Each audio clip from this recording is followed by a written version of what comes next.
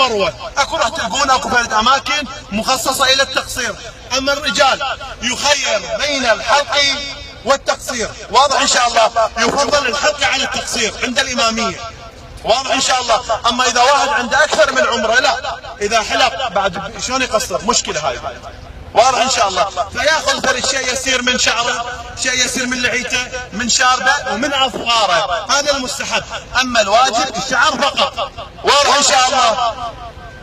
اكو فرد ملاحظه، فرضيا انا بعدني ما مقصر، اجاني سيد نبيل، انتبهوا الله يحفظكم، قال لي سيدنا قصر لي، صار شنو؟ صارت مشكل عندي، ليش؟